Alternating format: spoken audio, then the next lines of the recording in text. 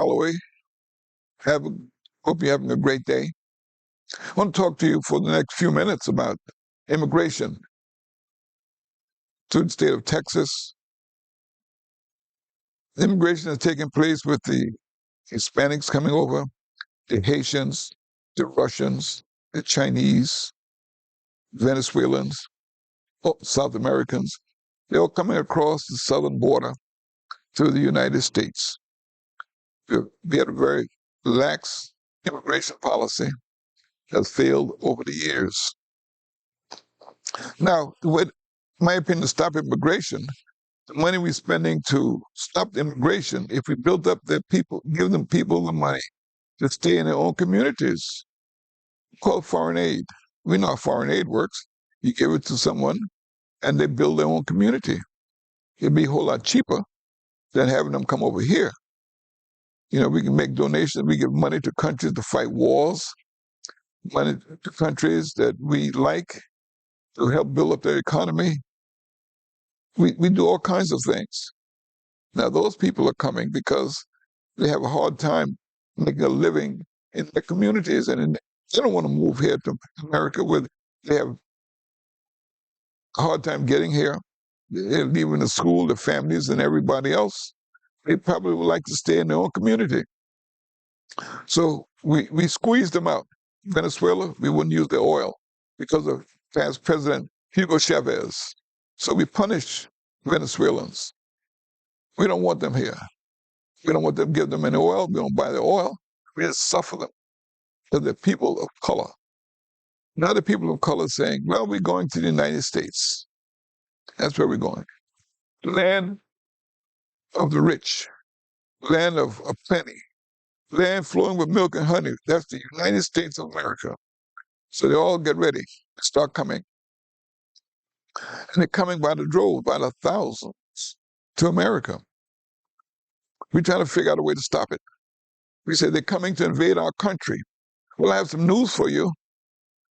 In 1492, the Mexicans were down there in Mexico. They had Texas, they had Arizona, they have New Mexico, they have Nevada, parts of California, all the parts of Louisiana. Most of that land was owned by Mexico.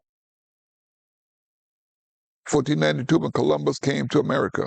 And he came close to America. He didn't come to America, but he came close. Americus Vespucius came to America, not Columbus. But anyway, the Hispanics have told me that we own Texas.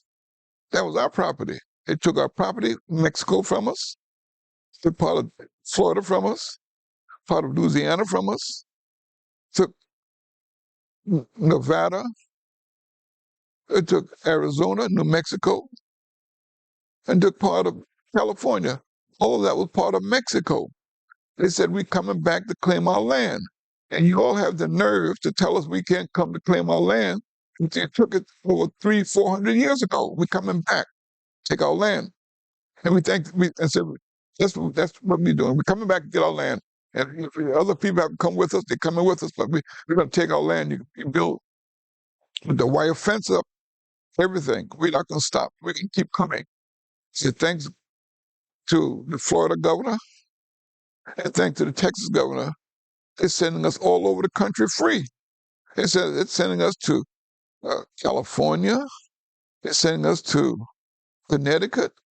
Sends to Martha's Vineyard, a rich neighborhood. Said we weren't trying to get there to other places, but if you want to throw that in, we take those cities too.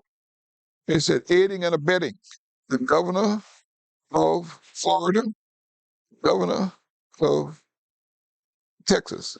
Aiding and abetting is what they're doing, which is against the law. You want to stop it?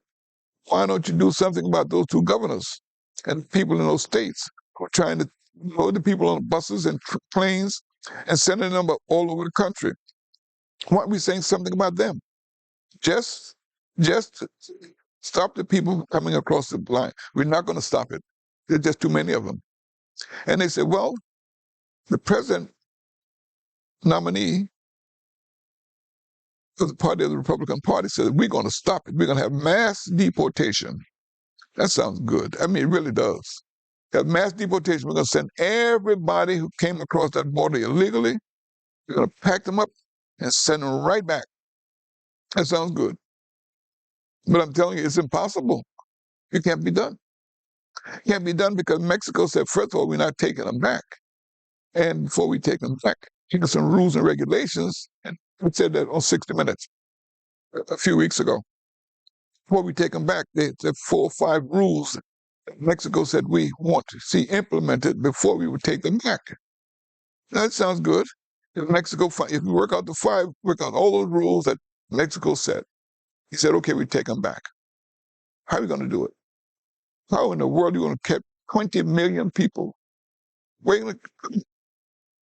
If you don't have enough policemen and enough jails to hold them so we can get them back to Mexico. You know, if they're taking them from South Carolina, it takes a long time to catch all the Mexicans, all the Haitians, all the Venezuelans, all the South Americans. You're not going to find them. They're going to be hidden. They're going to be hidden all over the place. It's impossible. I mean, it sounds good. I mean, it really does. I'm going to do mass deportation. I'm going to send them all back across that border.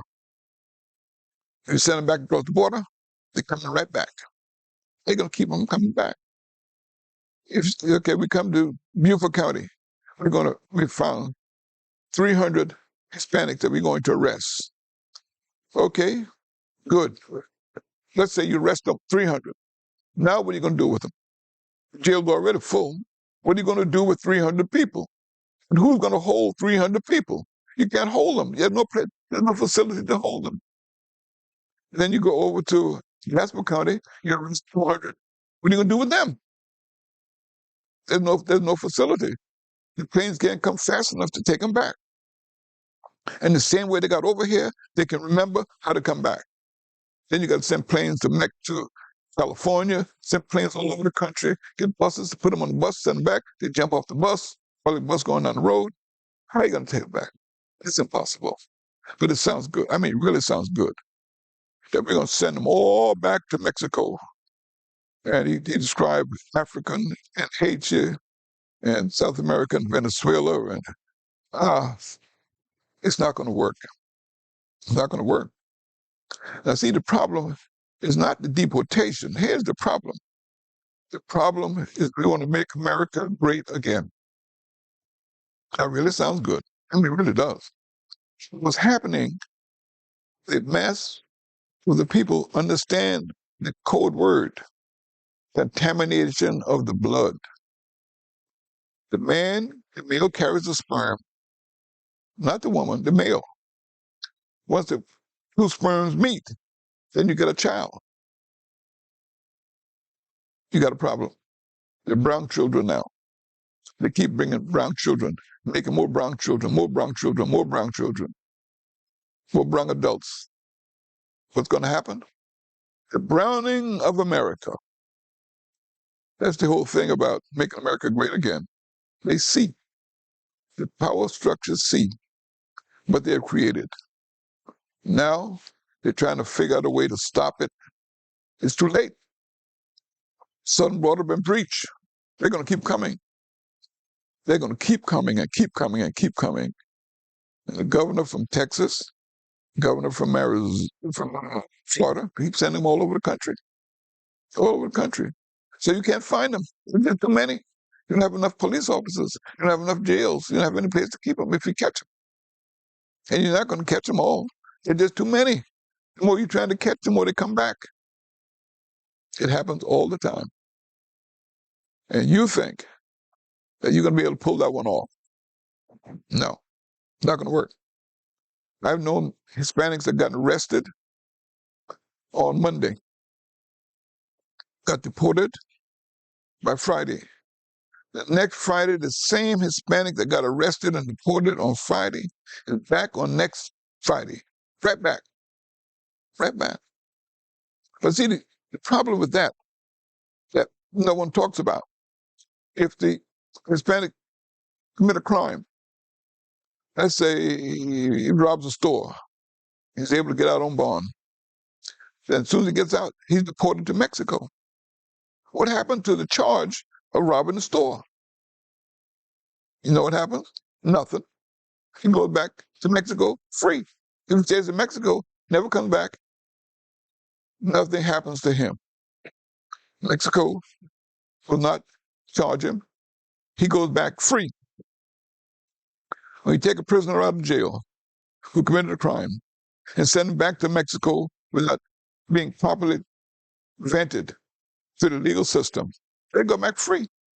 Most people don't know that. They go free. They commit a crime, commit rape, get out of jail, port it back to Mexico. 6 weeks later, they're right back. There's Jose Sanchez, when they left, and they have another name, Santiago Valdez, same guy. So that doesn't work. But they got a get out of jail free ticket. Put them in jail, rob at a store, put them in jail for selling drugs, put them in jail, and they don't go to prison. Most of them don't go to prison. If they get out of jail, a bond is posted. Sometimes they have ICE agents in the jail. Once they come in, it's flagged, so illegal. Send them back to Mexico.